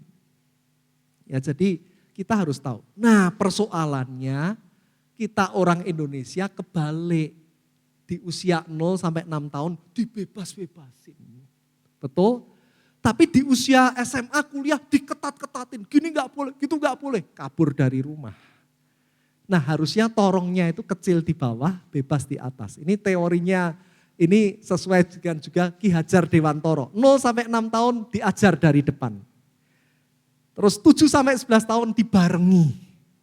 11 tahun ke atas kita ngawasi dari belakang, mereka suruh jalan di depan. Nanti kalau salah baru dievaluasi. Ya, oke berikutnya lagi. Ya, jadi keluarga itu perlu begini saudaraku. Saya akan dengan cepat. Yang pertama, anak itu milik Tuhan. Ada amin? Kalau anak milik Tuhan berarti anak kita mau jadi apa? Tergantung siapa? Tuhan. Kita perlu tanya, Tuhan aku pengen jadi pengusaha anakku. Tapi Tuhan berkata, enggak, pendeta. Oh siap Tuhan, milik Tuhan. Betul? Jadi jangan paksakan kehendak kita. Karena yang anak Tuhan, maka yang kedua arahkan sesuai visinya Tuhan. Bukan keinginan kita. Kamu harus jadi dokter. Karena papa dulu gagal jadi dokter. Kamu yang harus jadi dokter. Enggak boleh seperti itu. Ini anak kita punya Tuhan. Yang ketiga, didik dengan firman Tuhan. Karena prinsip kita itu belum tentu benar. Contoh ya, ini kadang simple tapi direkam anak sampai besar. Kalau kamu nggak kaya, nanti kamu nggak dihormati orang. Akibatnya anak kita bertumbuh gila kerja, gila uang. Kalau nggak kaya, nggak dihormati. Kalau nggak kaya, nggak dihormati. Aku harus kerja, dan kerja. Karena kata mamah dulu waktu kecil, nggak kaya, nggak akan dihormati orang. Nah itu kelihatannya benar, tapi belum tentu sesuai firman ya. Jadi pastikan sesuai firman. Yang keempat, kasih dengan kasih Tuhan. Kasih Tuhan gak bersyarat. Ya jangan, oh kalau cici atau kalau kakak aku lebih sayang. Kalau ini kamu dibeda-bedain, jangan. Yang kelima, hadirkan Tuhan di tengah keluarga. Doa bersama, mesbah keluarga. Yang keenam, ciptakan suasana yang nyaman dan aman di rumah. Rumahku surgaku, keluargaku surgaku. Ketujuh, anak itu menghitung kasih kita dari waktu. Seberapa Bapak Ibu mau dengar dia cerita? Ya, kalau dia kasih gambar, ih bagus ya, walaupun gambarnya jelek suraku. Belajarlah mengapresiasi, oh luar biasa kamu sudah berusaha. Tadi di sekolah gimana? Coba cerita ke papa, jangan sambil HP-an, HP-nya ditaruh dulu, dengerin anak kita cerita dulu. Oke, selanjutnya lagi ya. Nah caranya gimana? Pertama berikan pujian. Ada di tempat ini Bapak Ibu yang mau kerja apa, mau melangkah apa, enggak pedean. Itu karena waktu kecil, nunjukin gambar sama orang tua, ih jelek, ngelakuin ini, salah. Lama-lama kita tuh enggak pede, karena apa? Disalahin terus. Nah sekarang kalau sama anak kita, walaupun belum sempurna, biasakan berikan pujian, ih keren ya, bagus ya, semangat, tingkatkan lagi ya. Itu. Yakinkan dengan senyum, papa bangga. Jangan wajahnya cemberut terus. Ya, anak itu bisa ngelihat papa bangga tapi wajahnya kok kayak gitu. Ya, oke. Lalu aktif dalam setiap kegiatan anak. Nah, ini saya kadang sama istri berjuang ya. Kadang minta digantikan pelayanan ketika anak ada acara di sekolah kita mendampingi. Kalau kita semangat mendampingi anak, besok waktu kita tua, anak juga semangat mendampingi kita. Tapi kalau dari kecil kita tidak pernah punya waktu, besok kita masuk rumah sakit, masuk rumah jompo saudaraku. Karena anak kita gak peduli sama kita. Oke, yang kedua dengan cepat, tetapkan tujuan yang realistis. Tadi sudah ya, jadi kalau kasih itu jangan terlalu tinggi. Suatu kali saya ngajar ibu pendeta di kelas S2. Ibu pendeta ini berkata, Pak saya sebel sama anak saya. Loh kenapa? Saya ini pendeta Pak, masa anak saya tanya cita-citamu apa nak? Mau jadi tukang becak. Saya marah Pak, tersinggung, masa cita-citanya? Lah anak ibu usia berapa? 5 tahun. Ya enggak apa-apa toh Bu, anak 5 tahun kan belum bisa berpikir. Saudara yang dikasih patokan jangan tukang becaknya, tapi tanyakan gini. Yo nak, dek, ngapain sih pengen jadi tukang becak? Gali dulu. Karena gini loh mah, kemarin aku lihat ibu tetangga sebelah tuh hamil besar, suaminya pas pergi, gak ada yang nolong padahal sudah mau melahirkan. Yang nolong itu Pak Becak, jadi Pak Becak itu punya hati yang mulia sekali. Aku ingin seperti Pak Becak, oh gak apa-apa. Jadi yang penting bukan tukang becaknya, tapi hati yang mulia itu. Ada lagi satu anak, nah besok pengen jadi apa? Tukang parkir, ya ampun. Gak ada yang lain. Iya aku pengen jadi tukang parkir, jangan buru-buru marah, tanyai dulu. Kenapa ingin jadi tukang parkir? Tukang parkir tuh hebat loh, pesawat diparkiri nurut, truk diparkiri nurut, bus diparkiri nurut, jadi tukang parkir tuh hebat. Jadi yang dia lihat itu sebetulnya bukan tukang parkirnya, justru anak ini bakat jadi apa? Pemimpin. Dia ingin semua orang dengerin dia. Jadi jangan langsung, wah kamu bodoh, kamu kok mau jadi tukang parkir gitu ya. Seperti itu. Lalu slide berikutnya lagi ya. Jangan nilai pekerjaan atau profesinya tapi hargai niat hatinya. Oke, lanjut lagi yang ketiga, jujur dan terbuka. Perfeksionis itu enggak selalu baik, saudaraku. Saya kadang ngomong, maaf ya, papa marah. Kami biasakan di rumah, saya salah, saya minta maaf. Anak salah, anak minta maaf. Mamanya salah, mamanya minta maaf. Itu mengajar anak bahwa manusia itu enggak ada yang sempurna. Kalau kita harus selalu ranking, harus selalu 9. Nanti begitu dia enggak 9, mau bunuh diri. Karena selalu hebat terus, ya. Bisa hebat tapi ajarkan juga kadang kita juga siap menerima kegagalan. Yang keempat, jadi teladan dalam perkataan dan perbuatan. Saudaraku, anak saya tiap jam 4 pagi saat teduh. Anak saya kadang doa puasa. Apakah saya suruh anak pendeta harus saat teduh? Enggak. Tapi karena tiap hari dia melihat saya saat teduh. Jadi apa yang dilihat itu bicara lebih kuat daripada mulut kita, saudaraku. Dulu sebelum saya dipulihkan, anak saya enggak mau jadi pendeta. Enggak mau kayak papa. Tapi setelah saya dipulihkan, bulan lalu saya selesai turun dari mimbar, anak saya nomor 1 deketi, "Pah, aku pengen suatu hari jadi pengkhotbah seperti papa." Jadi teladan hidup kita itu bicara lebih kuat daripada teori di mulut kita, saudaraku. Oke, Yesus berkata, apa yang kulihat Bapa kerjakan, Bapakku sampai hari ini bekerja, aku pun bekerja. Jadi anak tuh melihat apa yang orang tua lakukan, dia akan lakukan itu, saudaraku. Oke, slide berikutnya, kata-kata yang membangun. Wah, pinter, ayo semangat lebih lagi. Ih, anak papa hebat, anak papa cantik, keren. Ayo, kamu bisa, papa dampingi, papa doakan, ya. Terima kegagalan. Anak saya, saudaraku, dapat 0 pun nggak takut cerita ke saya.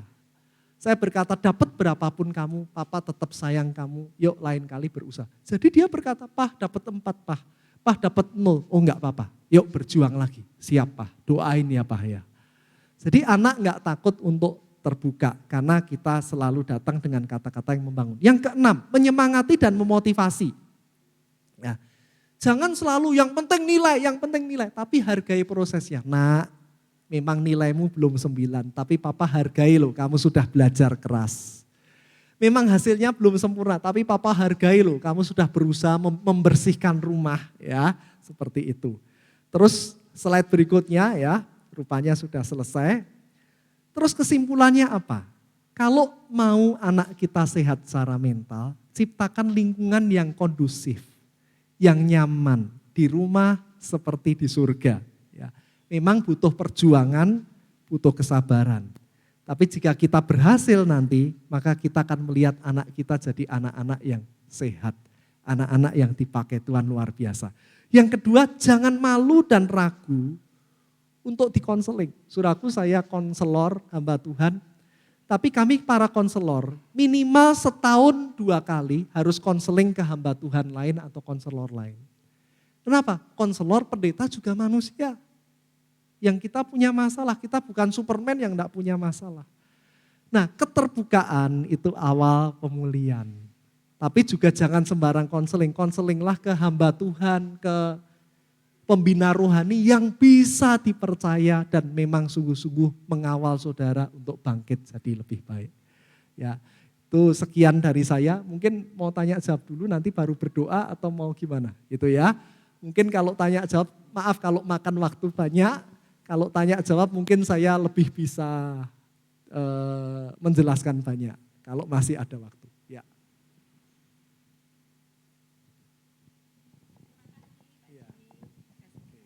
Ya, baik. Terima kasih banyak Pak Jimmy Sama-sama. untuk berkatnya Ya. luar biasa. Saya sangat terharu dengan kesaksiannya hari ini. Mungkin ada dari saudara, Bapak Ibu sekalian yang ingin memberikan pertanyaan, mungkin bisa dikasih waktu 3 orang. Ada yang Adakah? mau bertanya? Ya. Gak apa-apa, gak usah. Enggak perlu takut. Wah nanti aku dihakimi, aku jadi papa ya enggak bagus, jadi mama yang enggak baik. Mungkin ada? Oma? Ya, Mari silakan. Pak Idus, silakan. Bapak, ya. Terima kasih pada Pak Jimmy. Ya, Kami mau menanyakan masalah solusi ya. atau penyelesaian atau memulihkan anak tersebut. Tadi dikatakan bahwa ada anak-anak sekarang yang dia hobinya adalah motokin tangan. Dia lihat TikTok pakai penggaris. Tapi ini realita pakai silet atau pakai cutter. Nah, yang saya tanyakan mungkin dia bukan cuma sebatas melihat TikTok atau bukan cuma sebatas generasi zaman now, bukan itu ya. Bukan cuma itu. Tentu ada hal yang lain yang membawa dia ke arah sana. Nah, ini solusinya bagaimana? Supaya mereka kembali pada titik normal. Karena begitu tangan ini cacat, ini pemulihannya lama, Pak. Ini memakan biaya banyak. Karena saya lihat, dan saya ikut membiayai orang yang tangannya dipotong-potong ini gitu ya. Untuk membeli obat paling mau supaya dia pulih kembali. Dan itu membawa suatu model atau cara dia malu.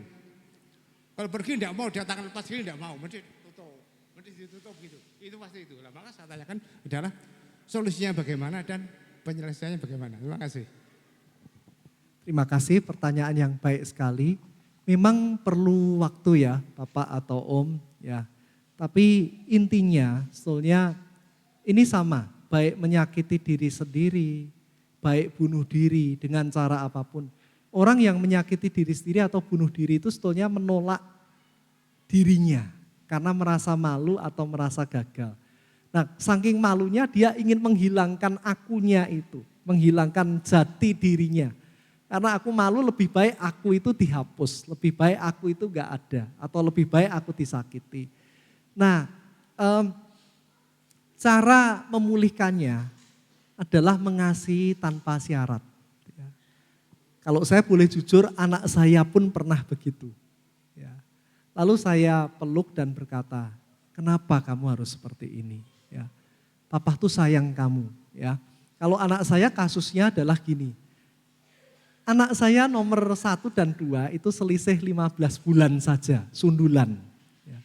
Nah katanya ini ya, anak nomor 2 itu kompetitif ya, ingin jadi nomor 1. Jadi tiap kali itu diejek terus, kakak tuh enggak bisa, kakak tuh enggak bisa, aku lebih pinter. Nah anak saya nomor 1 tuh lembut sekali. Jangankan diejek, diomongi terlalu keras saja kadang down gitu. Lalu saya berkata, saya peluk, enggak apa-apa. Ya, kamu enggak sehebat adikmu, enggak apa-apa, kamu punya kehebatan sendiri. Anak saya nomor 1 tuh hebatnya dilukis, masak, ya, hampir tiap hari masak. Anak nomor 2 hebatnya di matematika, di hafalan. Lalu saya berkata, kamu enggak harus masuk sekolah yang favorit. Kalau kamu memang ingin SMK, dia berkata, Pak kayaknya aku enggak kuat. Aku mending nanti SMK itu masuk sekolah masak saja. Ya enggak apa-apa, Papa enggak malu kamu sekolah masak. Boleh enggak kalau masuk di seni, lukis? Ya enggak apa-apa. Kamu unik di hadapan Tuhan. Nah ketika saya terima dia apa adanya, dia jadi enggak benci diri sendiri. Firman Tuhan berkata ya, kasihilah sesamamu manusia seperti engkau mengasihi dirimu sendiri. Kita bisa mengasihi orang lain dimulai kalau kita menerima diri sendiri. Nah ini bahasa saya ya, hanya perumpamaan. Dalam diri kita itu ada gambar diri. Ini ada Jimmy besar yang kelihatan. Ada inner self, diri kita yang di dalam, batin kita, Jimmy kecil. Orang yang sehat, Jimmy besar dan Jimmy kecilnya ini saling mendukung. Kamu sebentar lagi khotbah, semangat ya, kamu bisa, kamu bisa. Oh terima kasih ya, kamu dukung aku. Tapi ada enggak di antara Bapak Ibu yang tawuran terus? Tiap kali mau maju, bodoh kamu, enggak bisa, nanti pasti salah, pasti salah. Nah suara itu kadang lebih kenceng dan buat kita, ya wes kalau gitu aku enggak berharga, mati aja lah. Nah kenapa suara itu bisa muncul? 1, diri sendiri merendahkan diri, kamu tuh dari dulu gagal. Bisa orang tua, kamu tuh memang gagal, kamu bodoh. Tapi ketika kita terima tanpa syarat, engkau berharga. Engkau mulia, Tuhan mengasihi, ayo kamu pasti bisa. Nanti manusia batiniah kita ini akan bertumbuh seimbang. Dan ketika manusia lahiriah kita dan batiniah kita seimbang, itulah kita sehat mental. Jadi dia mau marah, anak saya tuh kadang seperti orang gila, saudaraku, nomor 1 ya. Tiba-tiba nangis, banting. Kadang sebagai seorang hamba Tuhan, kenapa ya, apa sih salahku anakku bisa seperti ini? Sekarang sudah mendingan, sampai sekolah manggilkan psikolog, saudaraku. Itu juga tamparan loh, aku konselor, kenapa anakku seperti ini. Tapi kami sudah doa, kita sudah kasih sayang, tapi tetap seperti itu. Nah rupa-rupanya kami belajar, kami diajar Tuhan tuh nerima apa adanya. Ya nak, kamu seperti ini pun papa sayang kamu. Kamu seperti ini pun papa menghargai kamu. Saya peluk dia, mamahnya peluk. Sekarang pede, guntingnya, cutternya dikasih ini papa ambil semua. Aku enggak akan gitu lagi. Jadi dikasih tanpa syarat, jangan dimarahi Pak. Jadi dipeluk saja, disayang saja. Nanti ketika penuh kasih itu akan pulih. Coba ya, lihat ini ayat Natal, Yohanes 3 ayat 16. Karena begitu besar kasih Allah akan dunia ini sehingga ia telah mengaruniakan anaknya yang tunggal supaya setiap orang yang percaya tidak binasa melainkan beroleh hidup yang kekal. Kasih dunia itu adalah love is to get. Kalau kamu mengasihi aku mengasihi kamu. Kalau kamu pinter, papa sayang kamu. Kalau kamu ranking, mama sayang kamu. Tapi lihat kasihnya Yesus, waktu kita masih berdosa, dia turun ke dunia. Dia rangkul kita, dia disalib buat kita, lalu dia angkat kita ke atas supaya kita bisa layak masuk surga. Nah manusia yang berdosa dikasih kayak gitu. Aku nih gak layak tapi kok Tuhan sayang ya, kok Tuhan sayang. Lama-lama kita bangkit dan kita jadi lebih baik. Orang itu kalau dituntut, kamu salah, makin dituntut makin gak berubah. Tapi kalau orang, kamu berharga, kamu bisa. Ayo bareng-bareng, papa dukung. Lama-lama malah berubah. Gitu ya Pak ya. Jadi kuncinya diterima tanpa syarat. Kadang enggak perlu diomongin, dipeluk, ditepuk punggungnya. Papa ada bersama kamu. Papa enggak malu punya anak kamu. Papa bangga sama kamu. Nah itu nanti dalamnya pulih, dia akan muncul. Ya, dia akan pede. Oke silakan. Maaf. Baik, terima kasih banyak. Ada lagi mungkin? Ada? Ini kalau enggak lihat mata saya tak tunjuk nanti. Mungkin Mbak Ala ada pertanyaan atau mereka? Ya, jadi boleh saya juga tanya ya Pak ya. Oke, Seandainya ya. begini Pak, terkadang anak-anak itu juga ada konflik sama anak. Nah, anak itu sudah kita beri tadi itu bombongan ya seperti solusi supaya dia bisa tahan mental. Nah itu bagaimana seandainya di sekolah mungkin di teman bermain, masih ada anak-anak yang mungkin membuat hatinya luka, padahal kita sudah memberi dukungan. Itu bagaimana Pak solusinya? Apakah kan pasti dari orang tua ya yang harus memberikan kekuatan gitu loh.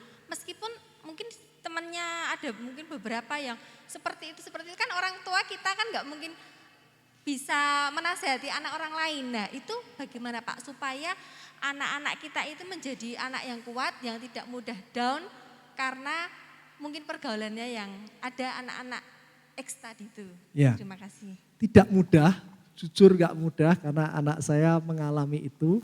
Dan kadang ngasih penjelasan ini ke anak-anak mereka belum bisa nangkap seperti kita nangkap. Tapi intinya yang terus saya ajarkan adalah gini. Kita itu berharga bukan selalu kata teman kita. Ya, satu, papa sayang, tapi yang kedua Tuhan itu menganggap kamu berharga. Saya seringkali pakai gini, Pak Jokowi itu menurut kamu baik atau enggak? Secara umum ya, dia berkata ya Pak Jokowi orang baik. Tapi ada enggak yang tetap ngata-ngatai Pak Jokowi? Banyak. Nah apakah Pak Jokowi berarti enggak baik? Enggak, Pak Jokowi baik, tapi kita baik sekalipun. Tetap ada orang yang akan suka, tapi juga ada orang yang tetap tidak suka kita sekalipun kita sudah baik sekali. Karena itu memang subjektif ya. Lalu yang kedua memang perlu kerjasama dengan guru Bu. Kami bersyukur di tempat anak saya sekolah itu, gurunya panggil, Pak ini kok ada gini-gini. Kita diskusi lalu ada apa di rumah, gurunya tanya. Lalu temennya yang dekat siapa, teman yang bisa menguatkan siapa. Nah ketika kami bekerja sama itu akhirnya anak kami jadi pulih.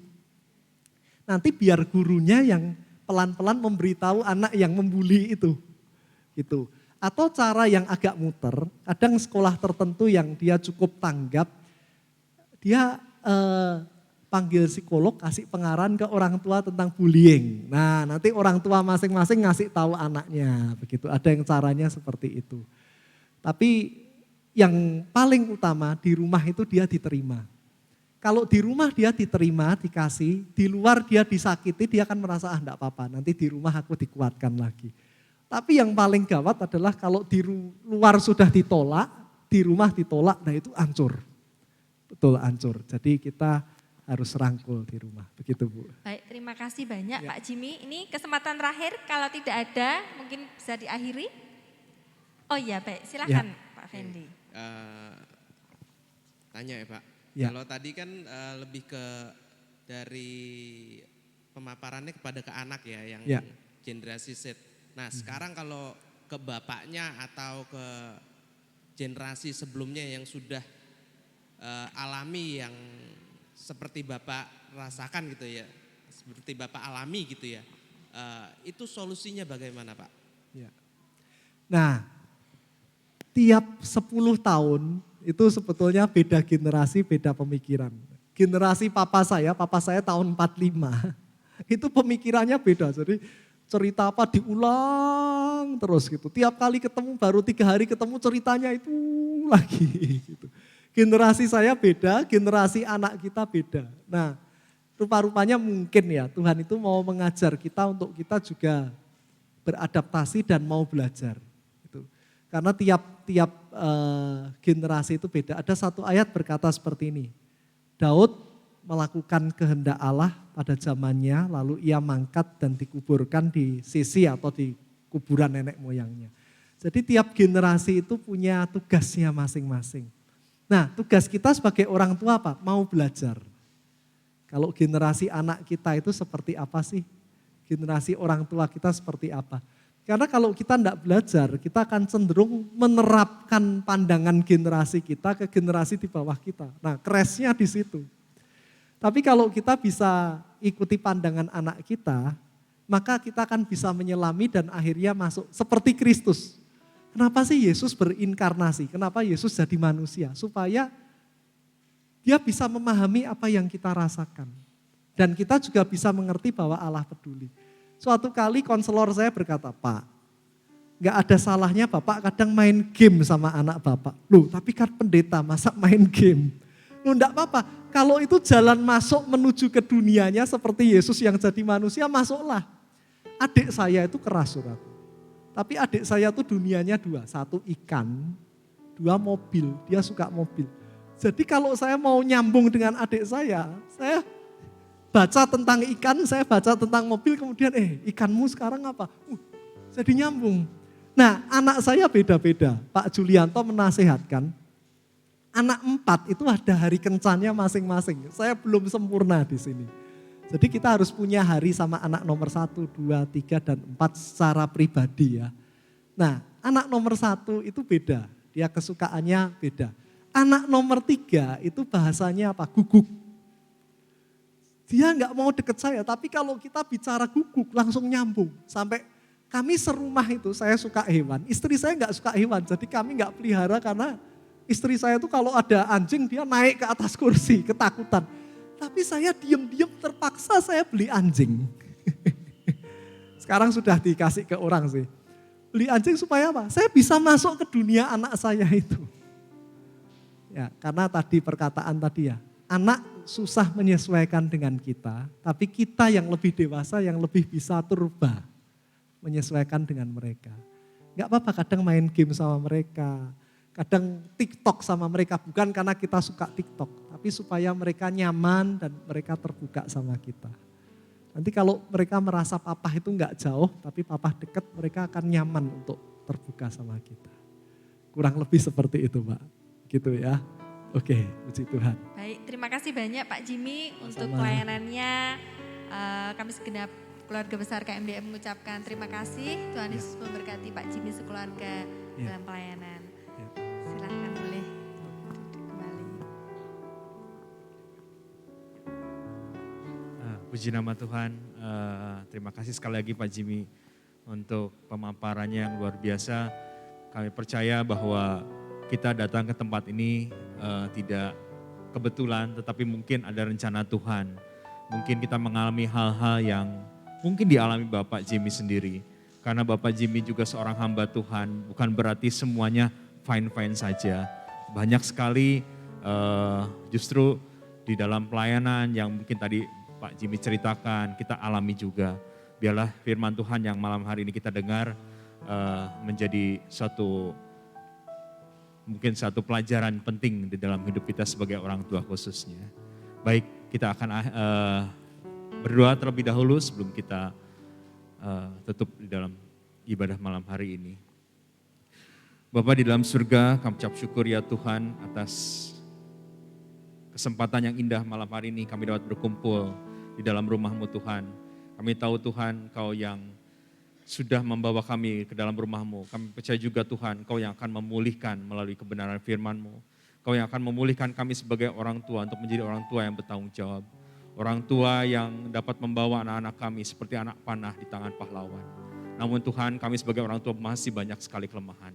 Kami mohon Tuhan penyertaan dan pimpinan-Mu. Kami mohon Tuhan Roh Kudus-Mu membimbing kami. Karena kami tahu Tuhan kami manusia terbatas. Dan Kau Tuhan Allah yang tidak terbatas. Kami mohon penyertaan dan pimpinan-Mu ya Bapa. Terima kasih Tuhan, terima kasih atas kebenaran firman-Mu yang telah disampaikan oleh hamba-Mu. Pakai terus hamba-Mu Tuhan sebagai dosen, sebagai hamba Tuhan, sebagai konselor. Atau dimanapun beliau ditempatkan, beliau melayani. Pakailah beliau menjadi saluran berkat-Mu, menjadi hormat kemuliaan bagi nama-Mu saja. Terima kasih Tuhan Yesus, kami berdoa untuk anak-anak kami ya Tuhan. Biarlah Tuhan anak-anak kami juga tumbuh sesuai dengan kebenaran firman-Mu. Anak-anak kami tumbuh Tuhan menjadi sesuai dengan visi dan misi-Mu Tuhan bagi mereka. Dan biarlah kami sebagai orang tua juga mengerti itu. Terima kasih Bapa di dalam surga. Di dalam nama Tuhan Yesus Kristus kami ucap syukur dan berdoa. Haleluya. Amin. Puji nama Tuhan. Mari kita akan memberikan persembahan yang terbaik.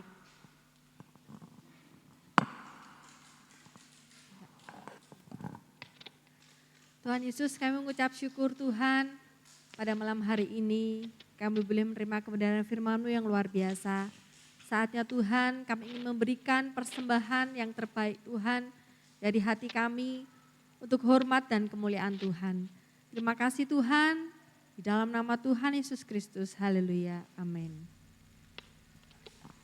Ku beri yang terbaik bagimu. Ku relakan segalanya yang terbaik bagimu. Bagimu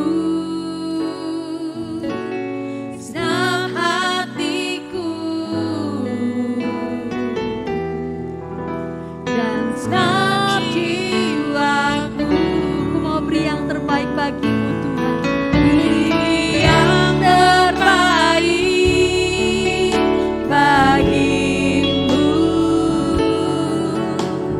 ku relakan segalanya yang terbaik bagimu.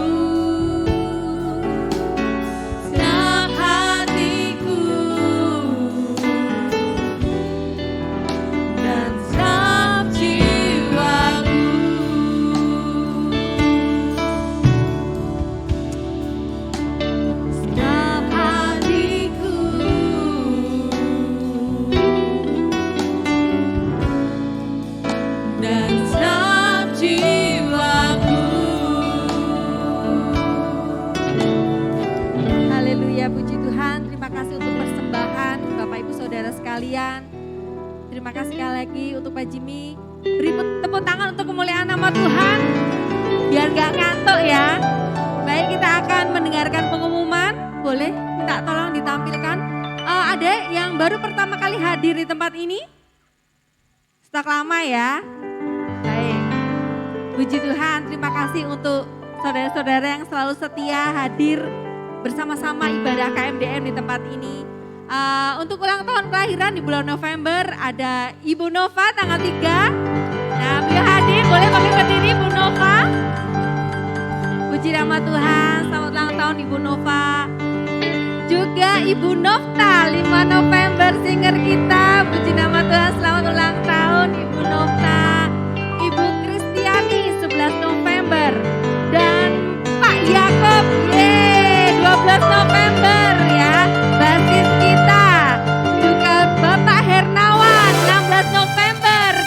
habis kita. Selamat ulang tahun untuk bapak-bapak yang luar biasa ini. Dan Ibu Kahala sebelah saya 17 November, selamat ulang tahun.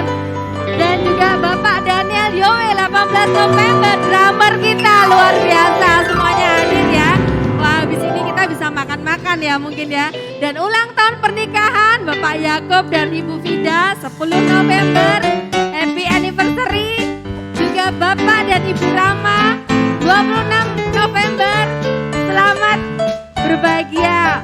Nah itu luar biasa, sudah memasuki tahun-tahun yang luar biasa kita belajar di tempat ini bersama-sama.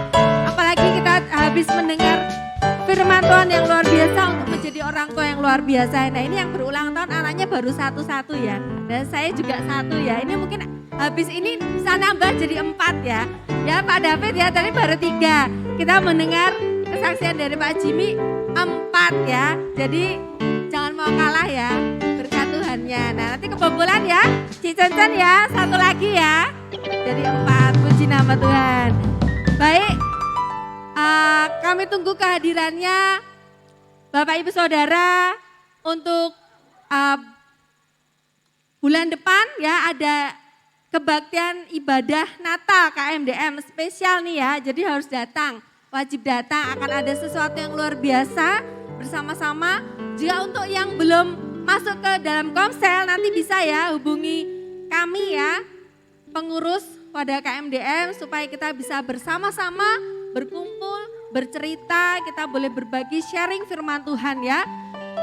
Boleh juga sharing gimana anak-anak dan sebagainya mendidik anak dan bagaimana dalam pernikahan yang kudus di dalam Tuhan. Terima kasih, mari kita akan bangkit berdiri, kita akan berdoa bersama-sama nanti. Bapak Gembala kita akan berdoa untuk kita semua.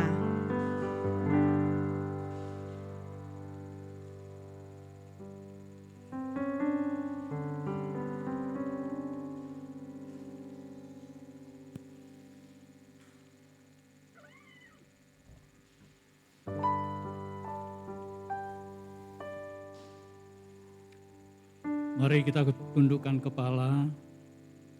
Kami bersyukur kepada Engkau Tuhan Yesus yang telah memanggil kami, menyelamatkan kami, dan menjadikan kami satu sebagai keluarga kerajaan sorga.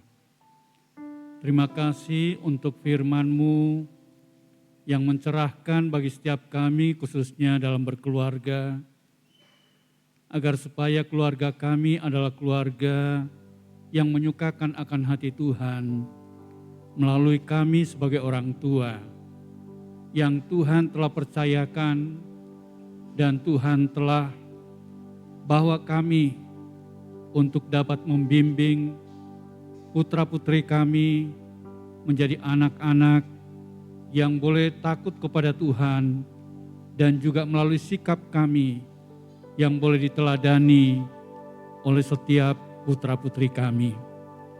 Sekali lagi memberkati hamba-Mu, Bapak Jimmy yang Tuhan telah pakai, berkati dalam keluarganya, dalam tugas-tugasnya.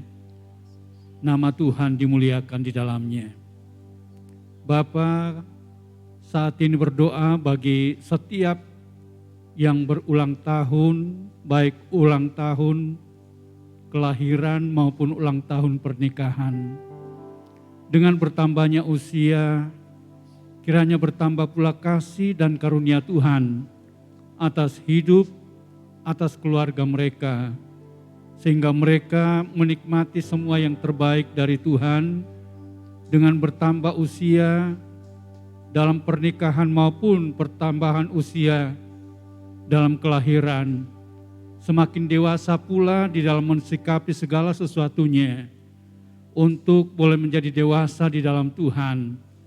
Dan Tuhan dimuliakan melalui hidup dan keluarga. Terima kasih Tuhan, berkati setiap usaha pekerjaan mereka, bahkan setiap kami yang hadir pada malam hari ini, dalam segala masalah persoalan yang sedang dihadapi, baik masalah dalam rumah tangga, masalah kesehatan, masalah ekonomi, masalah usaha maupun pekerjaan. Tuhan, berdoa pada saat ini, Tuhan kiranya menolong mereka memampukan dan memberikan jalan keluar dari setiap masalah-masalah yang sedang dihadapinya. Dan biarlah kemuliaan-Mu boleh dinyatakan dan kemenangan boleh menjadi bahagian setiap mereka yang cinta akan Tuhan. Berkati semua pelayan-pelayan yang telah ambil bahagian dalam pelayanan pada malam hari ini. Berkati Bapak David, sekalipun masih dalam suasana kehilangan orang tua yang Tuhan telah panggil, namun sukacita Tuhan tetap menjadi bahagiannya untuk dapat melayani Engkau. Berkatilah pengurus KMDM ini dalam program-program kerja yang mereka telah susun bersama. Penyertaan Tuhan ada di atasnya, nama Tuhan dimuliakan. Terima kasih Bapa untuk kesempatan malam hari ini. Kalau sebentar kami akan pulang ke rumah kami masing-masing, penyertaan-Mu ada atas kami.